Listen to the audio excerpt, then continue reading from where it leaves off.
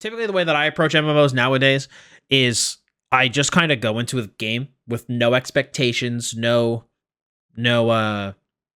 expectations, positive or negative, and just let the game show me what it's got. Yeah, we're gonna be doing the WoW Dragonflight stuff next week. But actually, because I'm gonna actually probably post this as a video over on YouTube. Before we get started, I do just want to talk about the sponsor of today's stream/video. We actually have two, but the one that I'm going to talk to for this one is Capital One. So I currently have a sponsorship with Capital One. It is completely free, unfortunately for the United States only. Big sad because I have a lot of EU viewers, but it is a free sponsorship essentially for you guys. So the cool thing about this this Capital One sponsorship is it's a plugin for your browser. So if you've ever heard of Honey before, really similar to Honey, where you install it on your browser and it tells you when you go shopping, you know, oh, you could save money here or you can get a coupon code there. And especially going into the holiday season, this is a really good thing to get. Now, the cool thing is it's completely free to install, and I get paid as well if you do install it. And if you also install it, you can enter a giveaway depending on the number of people who install it. So if we get to 50 installs, that's going to be a gaming monitor or $200. 100 installs will be a MetaQuest 2 bundle, relevant for the Zenith, the new Zenith job I have, or $600. We also have a PS5 and a gaming chair at $150 or $1,000, and you can basically get all of those things combined for 200 installs or $1,500. So my goal personally is I would like to just unlock like at least a monitor. I'll feel super good about myself if we can get the community to at least 50 installs.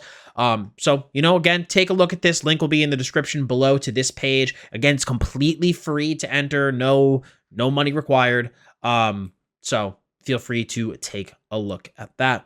But now let's actually hop into let's actually hop into the Ashes video. I might do a small pause here, and just for the video, I might want to, if I'm going to go full React Andy, okay? If we're going to go maximum React Andy, I feel like I should put my chat somewhere on my screen. A few moments later. So we have chat on screen. So we are truly a React streamer now, dude. All right, let's hop into this video and give it a watch. Over 2 years since I made that big overview video for Ashes of Creation. I think this is loud enough. 2.6 million views, the hype train's still rolling, and 2 years worth of development updates later, I decided to make an updated version of that video. So grab a cup of tea, sit back and relax whilst I explain to you why Ashes of Creation is still, by far, the most exciting upcoming MMORPG. This video has no sponsor and took a solid I have to say, I don't even think there are any other upcoming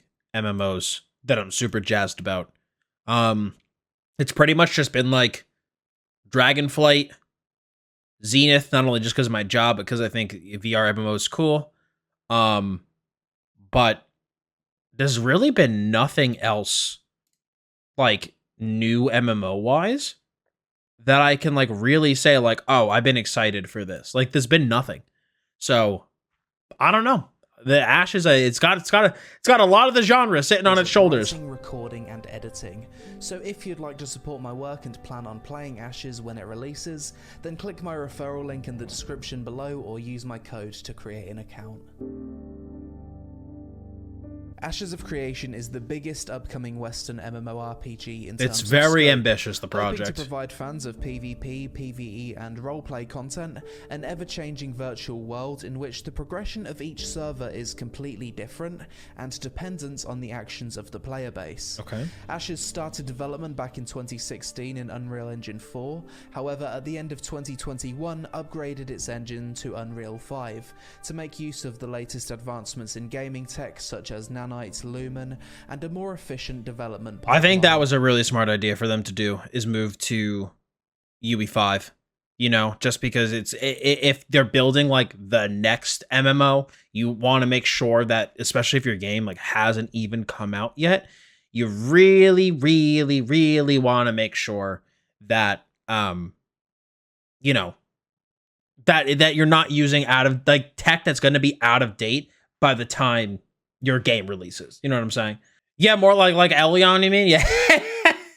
Exactly. Elion looked old when it was released, you know? I mean, might as well upgrade to EU5 right now by the time it would come out. Is that a date? Exactly. That's the exact problem that Elion had, like Molag said. Yeah, Unreal Engine 4 has issues with some GPUs, so better avoid it altogether beyond the latest agreements. Completely agree. It's a very smart decision. In terms of funding, very smart decision for them to make. Kickstarted in 2017. However, the vast majority of the game's funding comes from creative director Stephen Sharif, a successful entrepreneur who, like most of us, has been a lifelong MMO and thankfully fan, he doesn't have a lot of was investors that he unhappy needs with to the current answer state to. of the MMO genre. Ashes of Creation is fully funded to completion, and despite offering paid access to alpha and beta tests, is not reliant on these funds to finish development. This game will have 0 pay to win, a cosmetic only no cash shop box with cost. no I like that. convenience Just a items, sub. and a $15 per month subscription fee business model. Okay, with no I'm very box okay cost. with that. I'm very okay with MMOs that. can usually be put into 3 categories: sandbox, theme park, or sand park. An example of a theme park MMO would be Final Fantasy XIV or WoW, an on-rails story-driven experience with a lot of scripted instanced content, heavily reliant on developers constantly adding new raids, dungeons, I hope and ESO gear is a treadmill good content sand to keep park. people playing. So I feel like An ESO is a good Of a example. sandbox MMO would be EVE Online, a game EDO that's almost Albion. entirely player-driven. You need to create your own goals and find your place within a player-driven ecosystem, typically joining alliances or guilds to take over land and control resources. These games are less reliant on developer-created content, as the interaction between players is the content, and it's different every time. A sand park MMO is basically a hybrid of theme park and sandbox. There's a lot of player-driven content, however there's also developer-created scripted encounters such as raids and dungeons. This is the category of MMO that Ashes of Creation falls into. Good, and very good. It's my favorite type of MMORPG. I'm gonna have to completely agree with that. Like, I think the sand park model is just by far my favorite because you have the combination of both, like the benefits of the sandbox where you can go out, create your own fun. You don't have anything that you have to do. You know, ESO has that as well, which is something that I really, really like. But at the same time, like, there's still all the stereotypical MMO content you want: dungeons, raids, PvP, etc. So I think Ashes choosing to go the sand park route is just fantastic, and I'm really, really happy to hear that that's what they're choosing. If it's truly 0 pay to win, the game will be amazing from what we've seen so far. You know, it's the only thing that could hold it back, IMO. Yeah, I really hope that they don't go down the poor monetization route. I can't say I necessarily think they will, just because, you know, it's fully funded by Steven, essentially. And so I feel like for Ashes to make the decision to go down a poor monetization route, it would sit on Steven's shoulders to make that decision.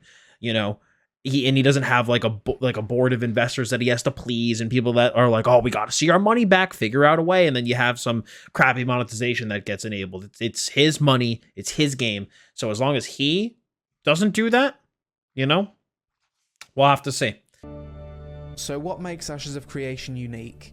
How does this game innovate to push the genre forwards? And why should you be excited for this MMO over all the others that have released and failed over the past 15 years? There's a lot of stuff that this game's doing that's really ambitious. Ashes of Creation's biggest innovation, in my opinion, is its node system, and it's this system that ensures that no 2 servers will ever be the same. Basically, when the game launches, the world will be empty. However, over time, camps, villages, towns, cities, and sprawling metropolises will pop up in locations where players earn XP from killing mobs, gathering, or doing quests. There'll be over 100 nodes scattered throughout the world at launch, and each node will have a different layout and appearance depending on the race that contributed the most XP to it. I like that. That's super cool. As well as the buildings the mayor decides to place. So if, for example, Orc players contributed the most XP... I have to say, I know the thing about the mayor, and I think Lazy Peon will probably get into that later. I hope that this doesn't become a game where there's just a giant cartel that owns everything. Because I know it's a giant issue in a lot of games that can have like the player-driven towns and shops and stuff, is that you end up just getting a massive conglomerate of just a guild that just goes, hey, we're just going to take everything and work together. And it's like you can't take it back from them. And if you do, they force you out. You know exactly. New World, perfect example of that. Absolutely perfect example of it. So I just hope that that Ashes does not suffer from the same thing, and it's something that Steven thinks about. To a node, the node will then have an orcish aesthetic. The same is true for every other race in the game, and these racial aesthetic changes are applied to the node every time it's leveled up. So a town could start with an elven aesthetic, but if dwarves contribute XP to progress it to the city stage, it would then change to a dwarven theme. So what happens when every node in the game is leveled to max? Well, that can't happen. Building up one node to a city, for example, will lock out adjacent nodes from reaching the same level, which in turn That's kind of cool, so you don't have a million giant towns next to each other. Or bosses. Players will have to initiate node sieges to de-level a node if they wish to progress adjacent nodes. Nodes come in 4 different node types: militaristic, scientific, divine, or economic, each of which have their own special perks, adding further variety into this system. Very cool. Like I said, the node system is designed so that no 2 servers will be the same. If you take a break from the game for a few months, you could come back and the location of all major cities is completely different. Different taxes, buildings, different mayors voted Sounds to be like in New charge World in of a the lot of node, ways. and different node racial aesthetics. No other MMORPG has ever done this before, and we've already seen this system working up to the village stage in last year's Alpha 1 test. Huh. On top of the node, Yeah, I mean, the node systems like this, as we've seen from New World, are something that can be really cool in theory, but then when they're practically enabled, feel really bad. You know, exactly. You have one color taking over the whole map, one group, you know, one mega alliance. So, yeah, exactly. They're great in concept, but yeah, we're gonna have to see. Ashes, from what I know about it, is going to be a healthy mixture of PvP and PvE. So it's going to have dungeons, it's going to have raids, tons of casual content, as well as a ton of PvP in it. So I think it's going to kind of, it's an MMO that I think is really trying to attract a very large player base. But, excuse me, the thing with the node systems like this, it's always something that I think it sounds super cool when you talk about it, but, you know, players can abuse shit like this. So we'll see. We'll see. Yeah, I'll have to see what the UI looks like. I feel like at this point, instead of trying to innovate, just take the best parts of the top MMO. Each one seems to do something different really well. I've said that in the past too, where while I do think it is cool that, you know, a game like Ashes and a lot of other games are trying to do a lot of big, new, exciting things, right? I feel like I've been able to look at so many different MMOs and be like, if you took the combat from this, the PvE from this, the PvP from that, the life skills from this, and just jammed them together, what a game it would be, you know? And I feel like it would be cool in a way to just see some company just like do it, you know? Just make it happen. Take all the best parts of every game and shove them together. Granted, what people think is the best part of every game is obviously going to vary per person. If they put place in cooldown for clans and/or players trying to create certain titles and positions, that would be fine. Yeah, they're gonna have to think really about all of the degenerate things that people could do and make sure that there are like restrictions in place to make sure that those can't happen. System also lies the node political system, where players compete to become the node's mayor. I'm the mayor now. The process of how this is done varies depending on the node type. Scientific node mayors are voted for democratically, militaristic node mayors are chosen by victory in a last man standing tournament. That's cool as fuck. Economic node leadership is sold to the highest bidder, and divine node governance is given to the player that completed the most. I don't know if he mentioned it, but I don't know how this node type is determined. Like, how is it determined whether a node is militaristic, divine, or whatever? Maybe it's just an RNG chance, but I don't know if he mentioned that. Node quests. Once a mayor has been decided, they can set the tax rate and decide which building projects to pursue. Yeah, it's very similar to New World. The only way to remove a mayor is by destroying the node via the node siege mechanic. Bad mayors will exist, yes, they will cause drama, and this is all by design, as any virtual world has good guys and bad guys. Some nodes I think it's cool though that at least you could band together with other players, attack the node, will need to be taken out by and force. try to take it back. I think that's cool. So hard that everyone leaves and there's no money for upkeep. This is all intended with the design principle of actions having consequences. Yeah, that's a huge part of the sandbox element of Ashes. I think if it's implemented right, it could be a really fun way for like organic player interactions. They just have to think about, like, again, certain degenerate things that people would do that would really be negative. But I think it's cool that at least if, you know, a mayor comes to power and it's an a-hole, you could use PvP to kind of dethrone them, which I do think is super cool. The final thing worth mentioning about nodes is the citizenship and player housing systems tied to it. Once a node reaches village stage or higher, player housing then... I feel like guilds completely taking over the whole map and harassing other players in guilds is more likely than having a bad major that gets dethroned. So that's my concern of, you know, granted, guilds most likely will probably have like caps, right, of size, but that's not like really alone, like enough by itself to prevent stuff like that happening. Because I know that that's something, like, it's an issue in Albion where the towns, like, you could technically, you know, own a player market in town and people can use your thing to do crafting or other stuff and blah blah blah, and you make money from it. But literally there is just a one giant cartel that owns essentially all the crafting tables in all the towns, you know, and there's no cracking in. They own it. And if you do try to bid for it, they'll just raise the price and outbid you. Like, it's just, there's no way.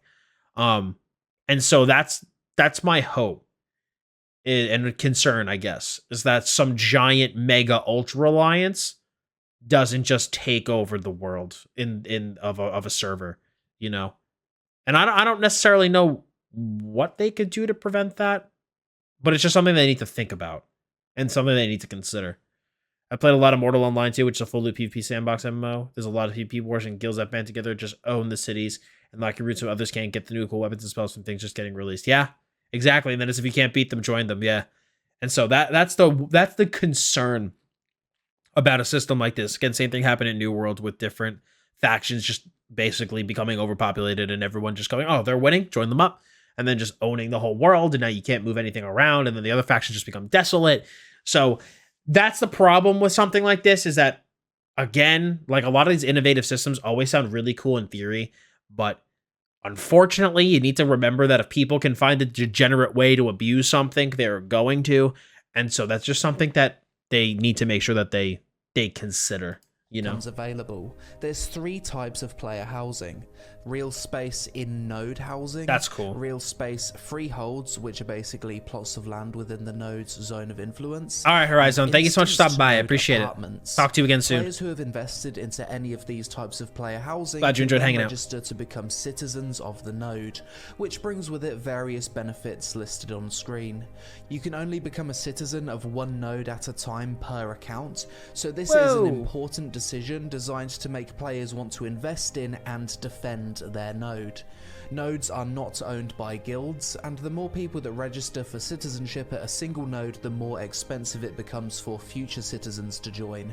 You will lose citizenship if your node is destroyed in a node siege.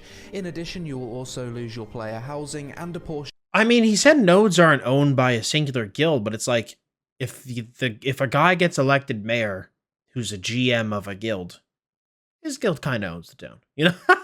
You know? Like, I don't know. But that sounds, I'm gonna like re-listen to this, make sure I fully understand. Real space freeholds, which are basically plots of land within the node's zone of influence, and instanced node apartments. Players who have invested into any of these types of player housing can then register to become citizens of the node, which brings with it access to limited functions of service buildings within the node. Merchant, so you're gonna have to do this. Merchants, crafting benches, events, titles, organizations and religions, participation in the node's government, other stated benefits including reputation. Dude, I don't know. This isn't, dude, I can already tell I'm gonna be like Asmongold, where me reacting to a 34-minute video takes an hour and a half. I feel like, man, I'm gonna have to wait and see like how this is practically implemented, because I don't know. I feel like there's just a lot of abuse that can be had with systems like this, you know? Because I know he's like, oh, you know, technically a guild can't own it, but it's like, they kind of do, you know? Like, obviously, if the GM of a guild becomes the mayor of a town, they're gonna do things within the best benefit and best interest of the town. If for their guild, you know what I'm saying? So I'm gonna have to wait and see like how it's practically implemented, or maybe he'll explain more. But various I don't know. I still feel like a lot of listed on degenerate screen. stuff can happen. You can only become a citizen of one node at a Especially time per account. Oh, that's so rough. This is an important decision designed to make players want to invest in and defend their node. Nodes are not owned by guilds, and the more people that register for citizenship at a single node, the more expensive it becomes for future citizens to join. You will lose citizenship if your node is destroyed in a node siege. In addition, you will also lose your player housing and a portion of the resources stored in your node's warehouse. So it's really in your best interests to defend and invest in the node that you're a citizen of. Wait. So, I understand that you're gonna lose maybe a portion of the resources, right? But like, what if you have like weapons and armor like stored in your bank? Do you just like lose that shit? Because that would be trash money if that was the case. I don't know about that, Chief. Let's listen to that one more time. Expensive it becomes for future citizens to join. You will lose citizenship if your node is destroyed. Yeah, you become a refugee. Siege. In addition, you will also lose your player housing and a portion of the resources stored in your node's warehouse.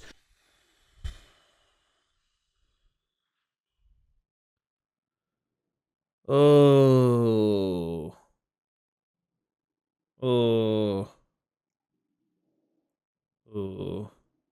Yeah, that's the thing. Like, again, for someone like me, who's not a big housing guy, that seems pretty cool, right? But for someone who's really into housing, and they're like, they spend hours upon hours designing their house, making it look cool. You know? And then it gets destroyed? I don't know about that one, Chief. I don't know about that. I don't think a lot of people are gonna like that. I don't know. Yeah, maybe you can like preset your save house and then paste it in a new area. Maybe. But then it's also like, do I lose all my furniture? Do I lose all the achievements? Do I lose like let's say you get like achievement items that are stored there? Do I lose those too? Because if not, then that's not a big deal. Like, then that's not a big deal. But if you quite literally lose all your shit, like, that's gonna suck. Because like you said, MMOs are already a pretty big time commitment. So like you have all your stuff stored in the city and you go away for the weekend on like vacation or something, or just to go hang out with friends, and you come back and all your shit's gone. That'd be pretty upsetting, you know? I don't know. Maybe they'll expand on this more, but man, that's a bit sketch. I feel like Ash is going to be one of those things where people implement a ton of systems and then deal with bugs and exploits as they happen. And once they are fixed, the game will get popular. And it's like every other MMO that's been released. So it's really we'll have to see. In your best interests to defend and invest in the node that you're a citizen of. Frick, dude. That's crazy. Another completely unique thing Ashes of Creation is bringing to the MMO genre that has never been done before is its season technology. This was recently shown off and working in a dev live stream, but yes, I think the seasons are super sick. Certain biomes will change seasons from spring, summer, autumn, or I think winter. that's super sick. In doing so, the appearance of monsters might change, there will be buffs or debuffs to your character, dungeon entrances or mountain passes might become frozen over or inaccessible, some gatherable resources might become unavailable during certain seasons, which might have an economic impact, and there will also be different weather effects depending on the season. Love it. This, coupled with the ever-changing node system, gives Ashes of Creation the potential to be the MMORPG that has the most interesting, immersive, and evolving world we've seen out of any MMO to date.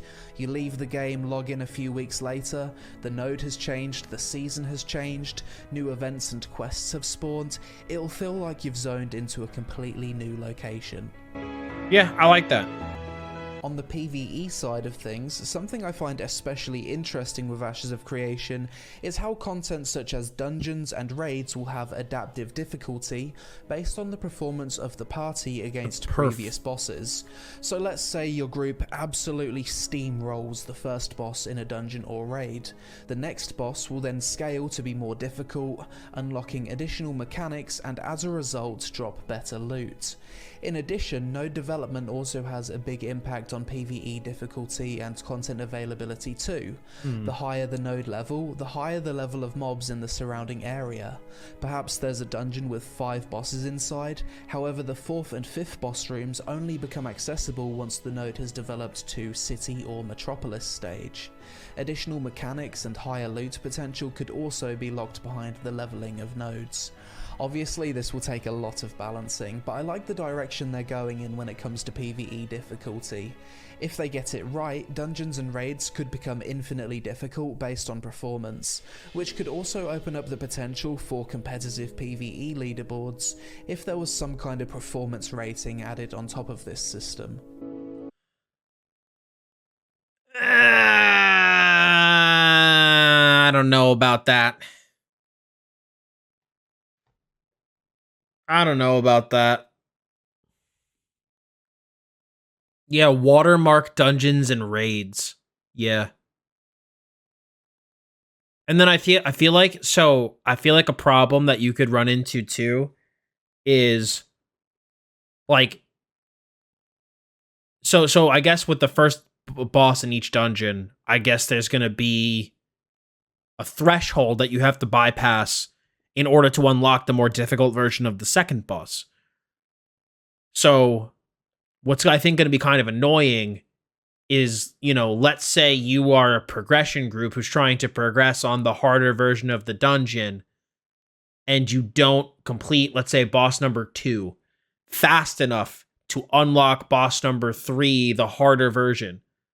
Do I now have to reset the instance, go back to the beginning, and then redo bosses 1 and 2 again to hopefully unlock difficult boss number 3?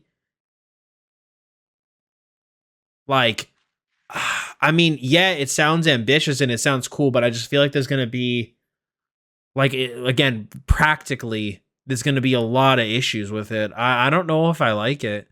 I personally think that, to me, this kind of sounds like you're just reinventing the wheel for no reason. Maybe there's something I'm missing here, but I feel like if they just did a WoW level of difficulty thing with, you know, normal, heroic, and mythic, I don't know. I feel like it would just be easier.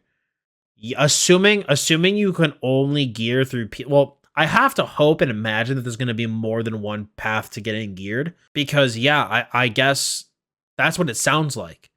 Because it sounds like dungeons and raids, only certain bosses will only be available as you progress the node. And yeah, if there's constant infighting, you might not be able to progress the raid. But again, that's not a big deal if there's ways to get gear and shit, like, outside of PvE, or maybe you can go do a PvE instance in another area. So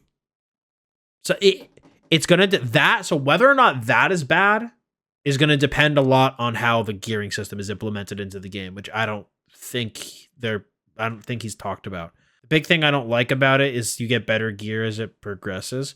Yeah, well, I mean, as this gets more and more difficult, you know, you're gonna get better and better gear. But at the same time, if the dungeon infinitely scales, does the gear infinitely scale? You know, are then players who are ahead and in really, really good groups going to be just that so far ahead of everybody else that you have no hope of catching up? You know? Like, and then can they then use that gear in PvP to get a giant advantage over others? You know what I'm saying? Like, that's the thing. Like, a lot of these systems, when I feel like when you first design them or think about them, like, yeah, they sound super cool on paper, but then when you start to break them down, exactly, it's like a ripple effect that the best group will get the best gear, then go to a town and claim it, hold it forever, stock property. Exactly. You see how this one little thing can affect other parts of the game. Hey Chizzy, welcome back. Yeah, I don't know about this. If the gear can be sold in the player market, you can balance it out. True. If the gear is sellable, that is a bit of a different story. If it's BOE or BOP, I don't know about that. Well, that's the one benefit that the Sand Park model of ESO has, or the Sandbox model of BDO Albion, is that when you come back, like, your gear is not bad anymore. You know? That's true, yeah. And then you have, again, further cartelling, though. Yeah, best players can design the cost and make it infinitely expensive. Also true. I don't know. That's definitely going to be something they're going to have to think about. Leaderboards, if there was some kind of performance rating added on top of this system. I don't know, Although man. Ashes of Creation won't be the first MMO to introduce a caravan system, shout out to Silk Road Online, it's certainly not a common thing we've seen in any of the other top MMOs in recent years. I think the last MMO to have something like this was Arcade. Storage in Ashes of Creation is not global. Warehouses where you store your items will be local to each node, and gatherable resources for crafting will be more or less plentiful based on biome or region. Okay. This means that players will be able to take advantage of localized economies by transporting goods Sounds from very one similar to region Albion. to another, based on supply and demand. This is done through the Caravan System. Let's say you're a citizen of a node located in the desert biome. People need a lot of wood for crafting, but it's hard to come by in the desert. You travel to the forest, spend a few hours collecting or buying wood from other players, then you want to transport it back to the desert to sell on for profit just wait. You can go to the storage at the forest node and spawn a personal caravan to then transport those goods. In doing so, the area around the caravan will become a moving open world PvP zone, in which players can choose to either attack or defend the caravan. There's incentives for either side. This is a risk versus reward system in which you could potentially lose your stuff if your caravan is successfully raided. The whole existence of the caravan system also opens up the possibility for players to become mercenaries and sell protection services to players wanting to transport their goods for coin, which is also pretty cool. I'm not opposed to that. I'm not opposed to that kind of system, honestly. Just due to the fact that Albion has a pretty similar system. I don't know, though. I feel like it's going to depend on how Ashes, again, how they implement it. Because the good thing about transporting an Albion is, so basically, for if you don't play Albion is really similar to what Ashes is going to be like in the regards of storage is town specific. And if you want to move goods, you have to move them. Like, it's not like in BDO where you just say transport and then it gets transported through an NPC caravan and then it just arrives. You have to physically transport the goods. And Albion's pretty similar in the regards of, like, the areas around Fort Sterling have certain things. The area around Martlock have certain resources, right? And then you have the crafting or refining for those types are in, like, other areas. So you're going to want to transport a bunch. But the thing that's like a bit different is you don't have to stick to the road, right? You can take whatever route you want from point A to point B, okay? So if you know I'm going to go through Roads of Avalon, I want to go through these couple of maps because I know people are over here, like, that gives you the freedom to take whatever path you want. If this forces you to take a pre-made path or stick to the road, I mean, that's gonna be a bit rough. That's gonna be a bit rough. You know, trying to transport goods from point A to point B. That's gonna be tough. Yo, Spur, great to see you. Welcome. No. New Ashes content didn't drop. I have just never reviewed Ashes content on my stream, and I've been asked about it so much recently. So I've figured, you know, I'm going to spend the day just doing a React Andy stream to Ashes of Creation. I'm not saying that it should be PvP avoidance, right? Because Albion is a full loot PvP MMORPG, right? But at the same time, if I want to transport my goods from point A to point B, there is a level of planning that goes into planning out my route, right? If I know, and you can even like think about that from an old school perspective, right? Or like a real life perspective. If I know that there's going to be a bandit raid over at this underpass, I'm probably not going to go that way, you know? But, and that's the thing with Albion, is that I can take my goods whatever route I want. There's always risk wherever I go, but my goal is to take the least risky route possible to make sure that my goods get from point A to point B, right? And if you can do that in Ashes, just like you can in Albion, great, I'm all for it. I just think if it's like a preset route, I feel like the attackers are going to have such a huge advantage unless you have some insane defense with you, you know? And that's kind of where I'm a little like about it. I don't mind the caravan system and the PvP around it because, again, I love that risk reward in Albion. I've killed people transporting goods in Albion. And let me tell you, it is a good feeling when you kill someone who's transporting 6 million silver worth of loot.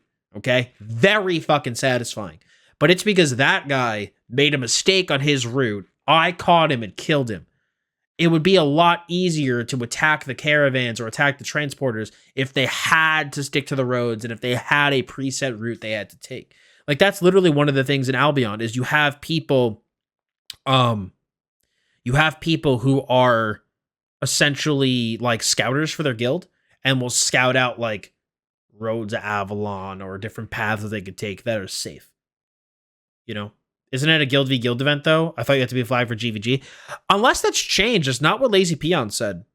Like, so we'll listen to this section again. I'm just going based off of what he said. I haven't looked into it all that much. People need a lot of wood for crafting, but it's hard to come by in the desert. You travel to the forest, spend a few days to sell on for a personal caravan to then transport those goods. In doing so, the area around the caravan will become a moving open world PvP zone, in which players can choose to either attack or defend the caravan. To me, that sounds like, again, very similar to Albion, where when a treasure chest spawns in the world, it instantly becomes an open world PvP zone.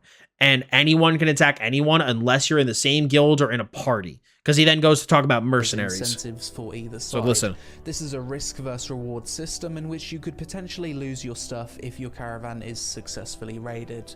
The whole existence of the caravan system also opens up the possibility for players to become mercenaries and sell protection services to players wanting to transport their goods for coin, which is also pretty cool. So you would like invite them to your group or something and they would help protect your caravan, you know? Again, to me, I just think the only thing that I would potentially not like about it, because again, I think it's cool too. I like it in Albion, but the only thing I worries me for Ashes is it sounds like it's a preset route that you take. And so you know that there are going to be bandit guilds that just sit on the road and sit at a choke point and just attack anybody that comes through with their caravan. And that's the one thing that I'm a little sketched out about, because at least in Albion, you could avoid those choke points, right? You know, okay, there's going to be a raid here, so I'm not going to go that way like a dumbass. But I don't know if you're going to be able to do that. So that's it. That's the only concern I have with this kind of system. Monster coin events are a multiplayer horde defense activity that can take place at nodes. These events must be triggered by something significant happening in the surrounding area, such as node advancement. No, I get what you're saying, Moloch. I get you. Boss, or constructing a certain building in the node.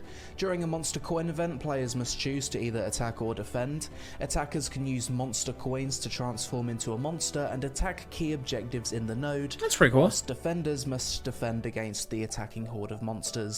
Monster coin events cannot de-level a node, however they can kill important NPCs or disable buildings at the node for a while if the attackers are successful. Monster coins can be obtained via rare drops in-game, and the rewards for this activity are entirely cosmetic. And you save your NPCs. I like that. That's cool. The final point That's I want cool. to make when it comes to what makes Ashes of Creation so unique is the sheer scope of the game. When you combine... But no, I do know what you're saying. You could prepare a better defense, though. I get that. I do. I just think it's one of those things where it's like, oh, well, now I gotta wait until fucking half my guild is on to help protect me versus being able to just kind of transport whenever. But I understand the relationship and what you're trying to say. I don't know. I just hope there would be a little bit of freedom with choosing a road or a route to transport your goods, but it sounds like it's going to be sticking to a road because it looks like you summoned this whole caravan, and I doubt you're going to be able to off-road that caravan, you know? All the features and innovations this game will have, it's surely going to be the biggest fantasy MMO ever made. It is ambitious, that's for 9 sure. different playable races, both with male and female options, 480 square kilometer world size at launch, fully open world. No, I totally game feel you, where man. can I go totally from feel one you. side of the map to the other, no loading screens. Oh, that's cool. Dungeons, raids, world bosses, open world PvP with a criminal system, caravan PvP, castle sieges, node sieges, arenas. I am looking duels, forward to all the guild PvP wars, in this game, though. crafting, Very much looking artisan forward to it. system, monster coin events, political system, citizenship, player-run shops, taverns with parlor games, top-tier character customization, transmog cosmetic collection, 64 different class combinations, It's ambitious! 3 forms of player housing, both open world and instanced, achievements, leaderboards, gathering, questing, hybrid combat system, player-driven economy with localized storage, pets, massive guild system with guild halls, both land and water mounts, and 18 different biomes in the world. Every week or two the season changes, which makes zones feel completely different, and if all of that wasn't enough, something I often forget is that the game will have an entire arcade-style naval system where you can sail across the ocean on massive ships and partake in naval PvP and naval trade routes. I've probably forgot to mention a few features in that little ramble, but my point is, this game will be bloody huge. So huge There's a that lot. I can totally understand why people have been skeptical about the project since That's the me. inception. I'm skeptical. But at this point, we have seen most of these things that I've mentioned at some point in development live streams in recent years, so it's definitely all stuff that's being worked on. The only content we haven't seen much of at this point is the naval aspect of the game, although recently we've been shown some 3D models for the ships, as well as a giant sea monster boss, so hopefully we'll see more of that soon. At this point, you're probably saying, wow, Peon, all of that sounds great, but I don't want to wait until 2030 to play this thing. Hasn't the game been in development for years already?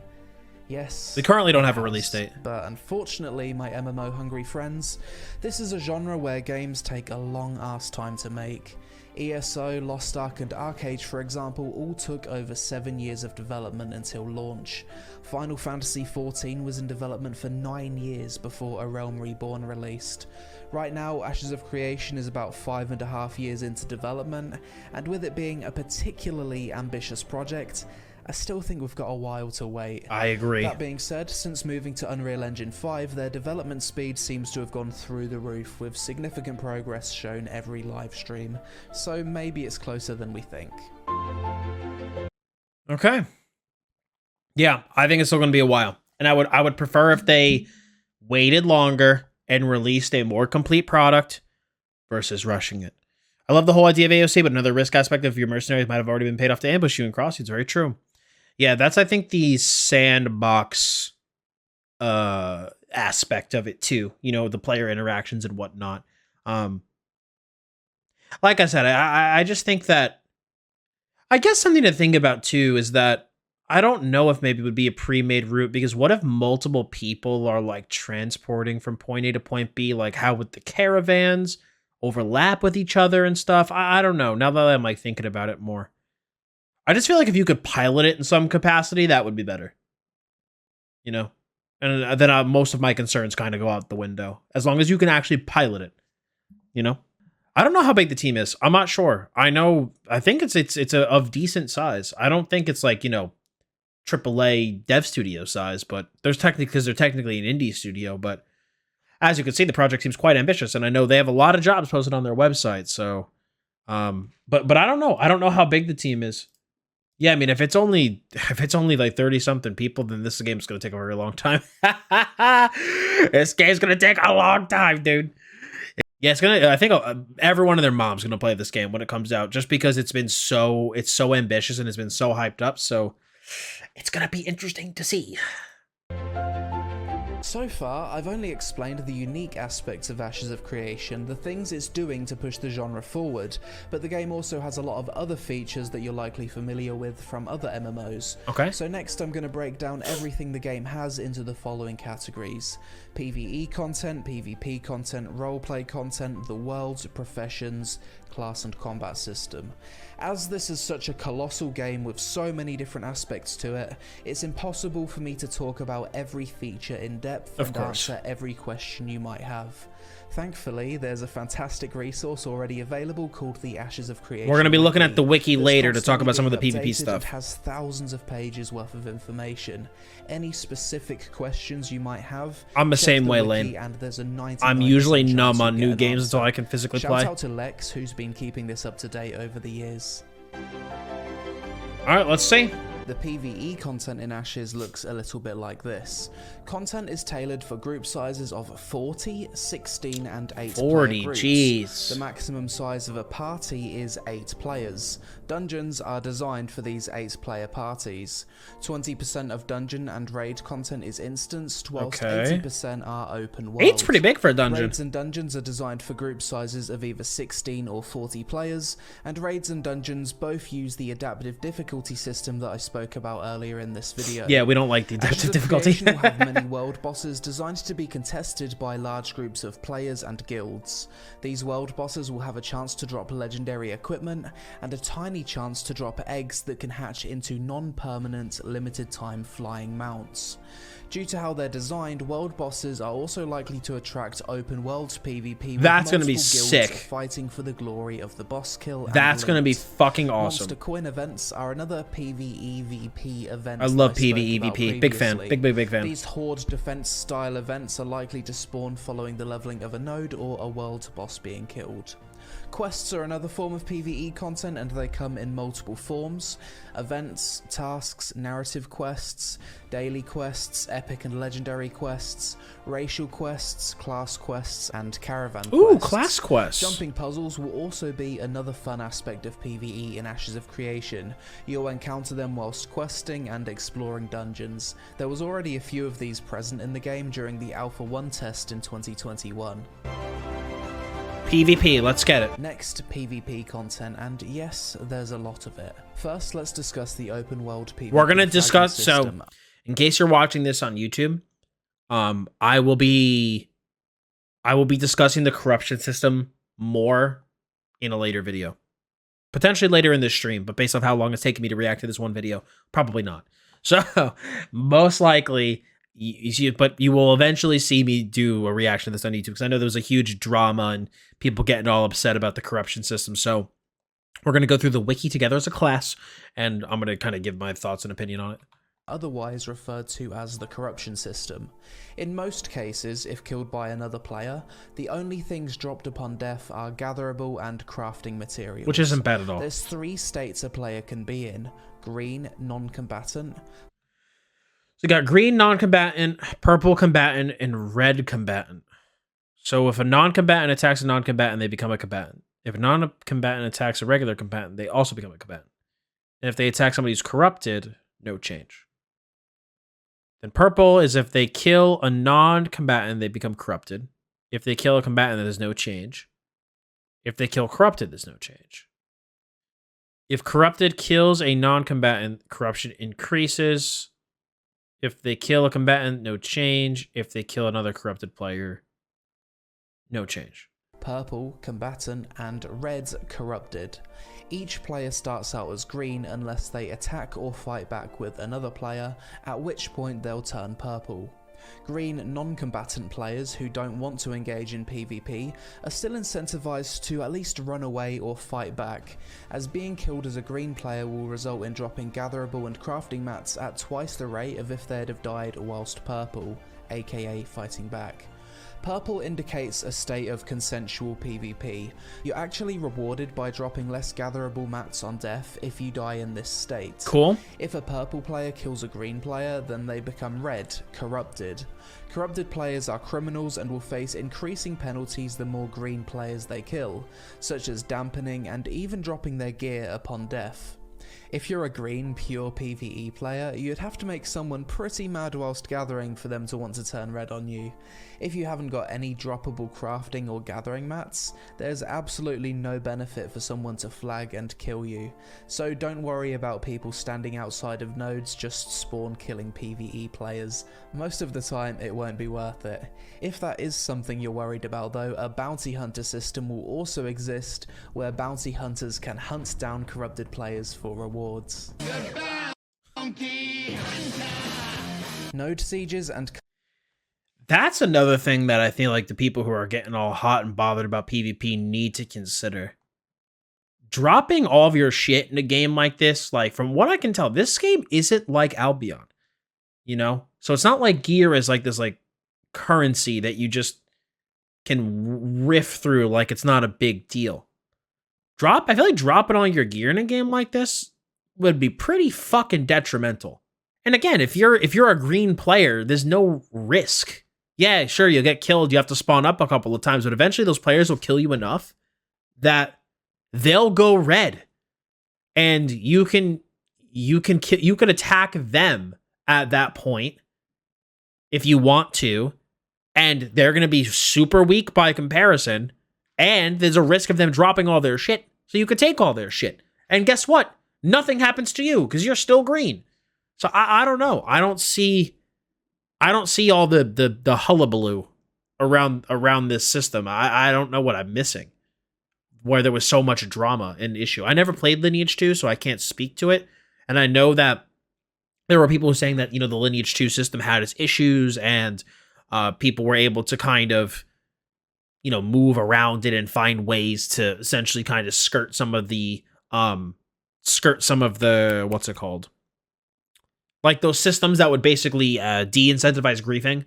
But based off of how Ashes, you know, wants to implement it and the changes that they kind of plan on making, I don't know. I don't really see the big deal. I think it would be better for them to like see how this system plays out first. If this was their original like design, see how this plays out first, make adjustments from there. You know, I think that's the best way to do it. And I think they'll be able to see something like that in like an open beta.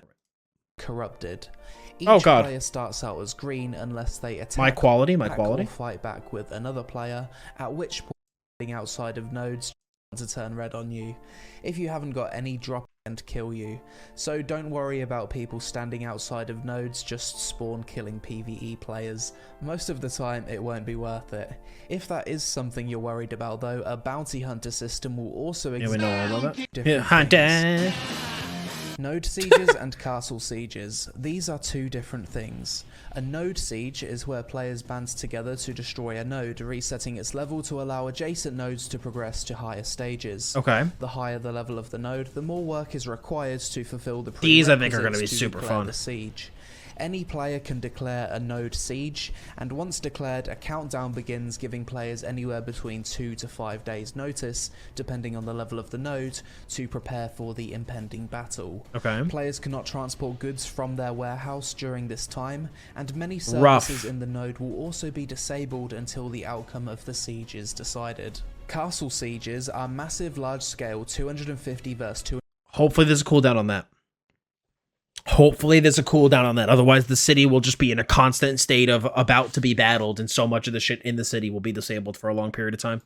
250 player battles for guilds that occur once per month. There will be a total of 5 castles in the world. Castle sieges will have multiple objectives for both attackers and defenders. What do you get for getting it? Raid bosses that attackers can slay for certain Oh, buffs. that's so cool. These battles will include siege weapons such as catapults, trebuchets, cannons, and ballistas. And there will be a great deal of prestige and rewards for guilds that manage to own one of the 5 castles in the world. Guilds can declare war on I don't know if you get anything for that. Hopefully there's some sort of reward that you get for actually holding a castle. Each other via the guild war system. Once a war has been declared, players in those guilds can kill each other without penalties. That's very similar to war in BDO. Wars will have victory and surrender conditions, with guild war objectives spawning during the server's prime time. I like that. When it comes to battlegrounds, Ashes of Creation will not have traditional MMO BGs where you can queue and are teleported to an instance. However, the game will have a gladiator-style last man standing arena where players can battle to become the mayor of militaristic nodes. Caravan PvP is something I spoke about earlier. Seems like most of the PvP is going to be open catalyst world. for PvP in the open world, and the game will have instanced arenas for 1v1, 3v3 and 5v5 player group sizes, as well as the ability for players to duel each other for fun. Hopefully, you can queue for them in the solo queue.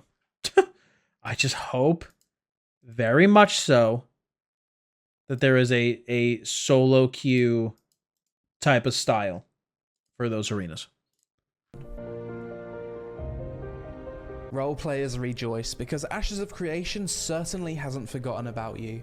In fact, quite the opposite. This could be one of the most RP-friendly MMOs ever made. First off, the game will have 9 different playable races, no gender or race-locked classes, each of which have their own architectural influence on the nodes they contribute the most XP to. You've got the Kalar and Veloon humans, the Dunir and Nikua dwarves, the Renkai and Vek orcs, Empyrean and Pyre elves, and Orcs the and the elves recently look cool. revealed Tulnar. Earlier this year, Intrepid revealed to us their top-tier character customization suite, which, although at the time wasn't completely finished, was already up there as being one of the most in-depth in the MMO genre. Looks cool, Right yeah. up New there Worlds with New Black Worlds was Desert's such a character creator. flop. But what's a good character creator without a good fashion and transmog system, right? In this game, you'll be able to collect appearances of weapons, armor, and accessories, and apply it to what you've currently got equipped. Nice. Similar to WoW's transmog system or Guild Wars 2's Good wardrobe shit. system. You'd love to hear it. You will also be able to dye your gear. Nice. Additionally, those monthly cosmetic packs you've probably heard people complaining about in the past will be one-piece outfits, similar to how it works in Guild Wars 2. Similar in ESO as well. Be able to mix and match armor components from these full costumes, meaning the most unique transmog combinations won't be something you can just buy from the cosmetic shop. We've already touched on player housing earlier in this video, but to reiterate, they come in 3 types. Instance departments within nodes that anyone can gain access to for citizenship, real space in-node housing that level up with the node, Yeah, we already went over and this. real space freeholds, which are set-size plots of land located within a node's area of influence. You'll be able to decorate your player housing with furniture, craft and process materials at your freehold, and obviously throw kinky ERP parties in your house. Well, hopefully you don't lose all that shit if you lose the Which, node. let's be honest, is 90% of the reason why people RP in MMOs. Situated inside nodes or freehold. And hopefully, like we talked about, you don't lose all of that fancy setting up that you did and all the assembly you do if your node goes bye-bye. Taverns are buildings that act as a social hub for players to relax, roleplay, buy consumables, play music, gain rested XP by renting a room, or partake in parlor games together. It's also possible that proximity voice chat will be enabled inside of taverns, although this will require some testing. When it comes to emotes, Ashes of Creation will have all the standard animations you'd expect in an MMORPG, as well as consensual multiplayer emotes such as dancing and hugging. Additionally, you'll be able to interact with the environment by leaning on walls, sitting down, vaulting over fences, mantling, and crouching. Sounds pretty similar to As previously BDO. mentioned, Ashes of Creation will have a political system where players can compete to become the mayor of the node in numerous ways.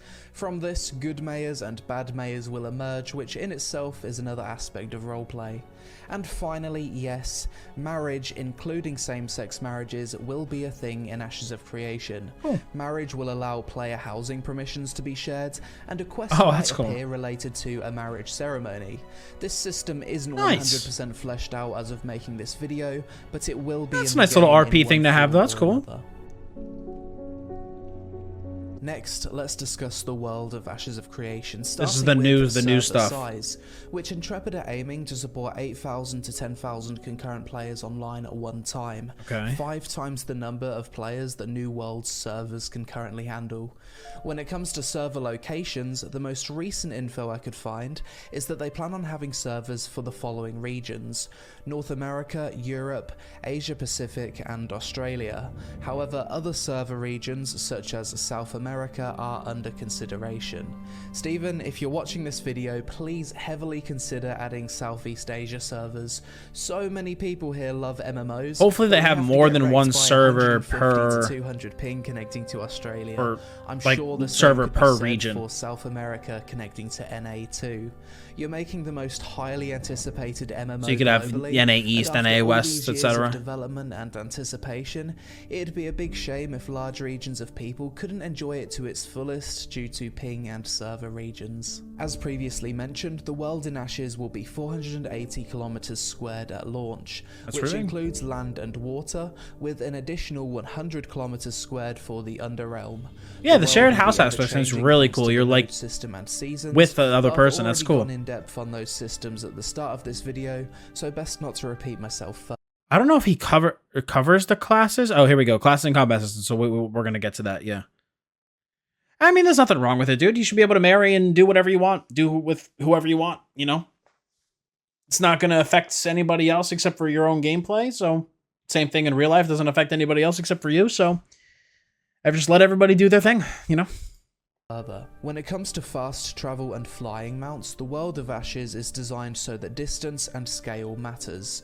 Yeah, I know there's not going to be really anything on the flying side. The superpower of a scientific node at Metropolis level, allowing players to teleport to smaller nodes within the Metropolis zone of influence, and a family summon with a long cast time that can be used on up to 8 family members.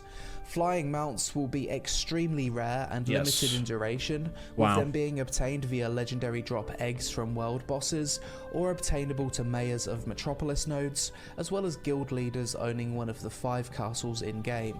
There you go. There it is. Players per server, there's likely to only be between 10 and 15 players who have access to flying mounts at a time. Wow. This game isn't designed around flying. If you ever get to experience it, then it's a great achievement or you've been extremely lucky. For the most part, you'll travel around the world via ground mounts, water mounts, or ships if you wish to traverse the I'm okay with that. As I previously mentioned, Ashes will have a fully explorable ocean similar to Arcade. There will be coastal nodes, harbours, naval caravans, treasure hunting, underwater dungeons, naval quests, naval PvP, and multiple different ship sizes ranging from small, medium, and large.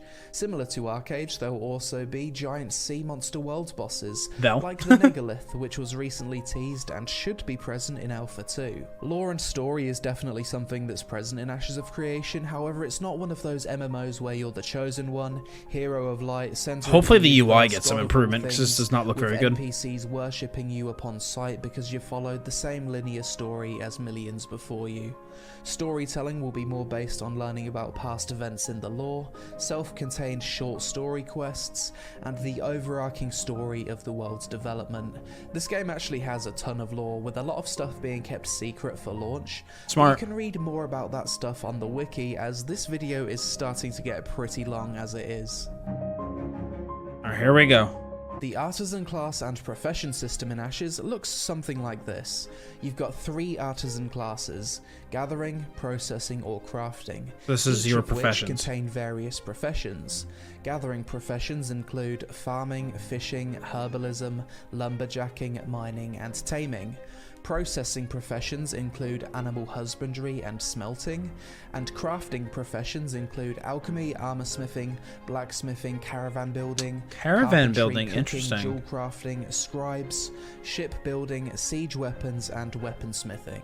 A character may only master up to a maximum of 2 professions within one artisan class. Okay. So let's say you choose to be a gatherer. You could max out mining and lumberjacking, but you could not max out mining and alchemy. If you're a crafter, you could choose to max out cooking and jewel crafting, but you could not max out cooking and smelting. To get around this limitation, you may use alts or join guilds and work together to fulfill your crafting needs. I mean, a lot of crafting alts. The most unique profession in Definitely. Ashes of Creation has to be animal husbandry, in which you can breed different animals together to create weird and wonderful hybrid mounts, like this wonderful half griffin, half butterfly raccoon monstrosity. There it is. Finally, let's discuss Here we go, what for classes. many people is the most important thing about Ashes of Creation. Yes, sir. The combat and class system.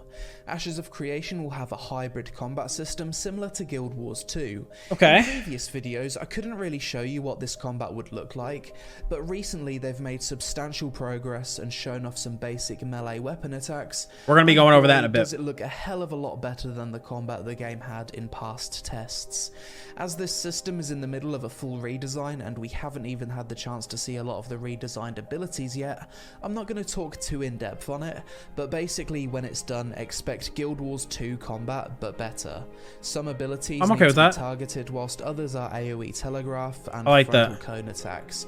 You'll be able to dodge, blink and iframe depending on your class. A lot of effort is going into audio-visual feedback, and as you can see by the damage numbers, they're going with something that looks very vanilla WoW, which I personally love.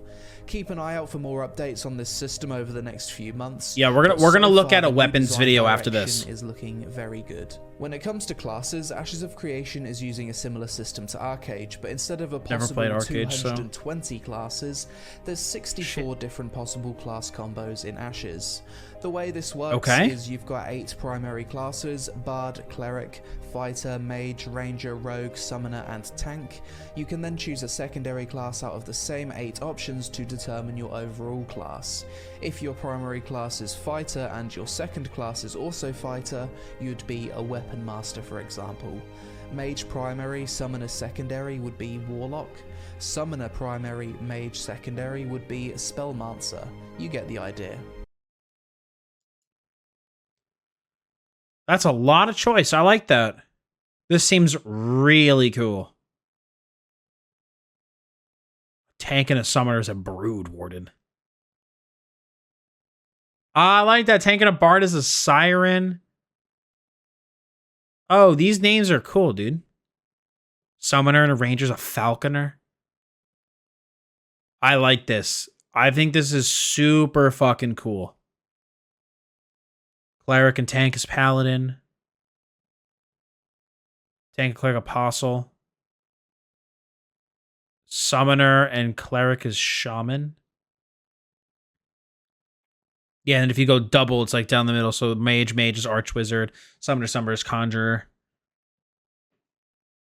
This is really cool, dude. I like this. Yeah, it's like every class you can think of. Yeah. Huh. Wow. It's got to be pretty hard, I think, to choose a class, because hopefully you're able to, like, change, you know, like, change and mess around. Because I feel like a lot of people, there's a lot of options, and you don't want people to have, like, choice paralysis, you know? So hopefully you're able to kind of change. I know, was it Guild Wars 1? There was one, no, or I know it's 14, you can change your class. There was a game I played in the past. I could be remembering this completely incorrectly and making it up, but there was a game that I played in the past that had a really similar structure to this, but you were able to change a lot of these things, like when you wanted, so that, you know, if you started playing something and you didn't like it, you could change it. Because I feel like it's going to be so hard to know beforehand, like, yes, Oracle is the primo choice for me, you know? And so it's going to be nice if people are able to like actually, you know, change. But you know what I'm saying? So we'll see. Summoner primary, mage secondary would be Spellmancer. You get the idea. When it comes to leveling, the level cap at launch will be level 50, and it's intended to take roughly 45 days of playing 4 to 6 hours per day to reach max level. At each level, you'll receive various holy rewards, fuck, from skill points to new quest unlocks and other stuff to make leveling feel rewarding. Whoa! Would be Warlock. Summoner cap at launch will be level 50, and it's intended to take... I can see changing the specials. That's what I hope they do. Is because that's I think it's what Guild Wars 1 did. You had your base class, but you could change your secondary class, if I'm remembering correctly. 180 to 270 hours. Fuck a duck. That's a lot of hours. Sheesh.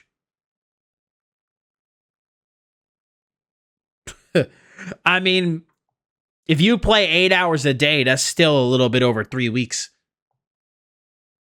8 hours every day. And that's assuming you go to the 180. Goddamn. Roughly 45 days of playing 4 to 6 hours per day to reach max level. Fuck a duck, At that's each a long level, time. You'll receive various rewards from skill points to new quest unlocks and other stuff to make leveling feel rewarding. If you've made it this far, congratulations, you've just been absolutely battered with information, and my brain is starting to shut down from the sheer amount of research and writing that's gone into this video. This is a long-ass video. It's been 5 years since my first Ashes of Creation vid back in 2017, and the footage of the game back then compared to now is completely different. Unrecognizable. Intrepid Studios has grown to a team size of over 150 developers, attracting some of the best MMO talent from North America, and since the upgrade to Unreal Engine 5, they've been absolutely pumping out substantial progress with every dev livestream. Some might say that I shouldn't hype this game so much, and it's still just a pipe dream, but honestly, I think there's nothing wrong with getting excited for a new MMO, especially in a genre that's been so full of disappointment for so many years. The excitement, anticipation, and speculation of a new MMO is almost as fun as playing it at this point, but hey, maybe you could say I'm high on copium. What the hell is this? No, what's going on? Sir, there's a massive spike in the copium levels. What do we do? Yes, I felt it. It's time. Initiate Operation Hopium. But that's it for this video, guys. This one took a ton of work to make, so please help me out by leaving a comment. Yeah, definitely go leave some love for algorithm this video gods. for sure. And if you plan on playing Ashes anyway, signing up for the game using my referral code. Let me know your thoughts on Ashes of Creation in the comments below, and have you changed your mind on the project in recent years as more stuff has been shown? Thanks for watching, and I'll see you in the next one. All right, good video. Definitely go this is I think I pasted the link earlier. Definitely go give this video some love. I don't know if I've changed my opinion now that we've watched a video. We have more content that we're going to watch today. I can't say watching this video changed my mind at all. I'm still sus. Yeah, if anything, I have more opinions, more questions, more concerns. I think it's a very ambitious project. There are some things about it that look really cool. But just like with any MMO or any game that is going to implement new systems, a lot of the restrictions of said systems is going to determine how easily they can be abused and then how good or bad they actually are. So, like Dogwolf said, I definitely am going to need to get my hands on the game and really play it, I think, before I make a super, like, oh, yeah, this game looks great, or it's going to be bad. I definitely, though, like that they're not shying away from the PvP, which is something that a lot of games have done. Just because, as if you've watched any of my content, I'm a huge PvP fan, so having the ability to have some good open world meaningful PvP encounters, I think is going to be really nice. But again, really is going to depend on how it's implemented, if it's something really fun or ends up just becoming a hindrance, So we're going to have to see. But yeah, I don't know. If you guys are watching this on YouTube and you made it to the end of this, first of all, that's a long video, so thanks for watching. But let me know in the comments what you guys think about Ashes. If you're excited for it, if you're not excited at all, if you're like me and you're still kind of sus and you're waiting to get your hands on the game, because I can't necessarily say this video made me more positive or more negative. It just gave me more questions and just further convinced me that, like, yeah, I'm going to need to play it before I reserve any judgment for it. So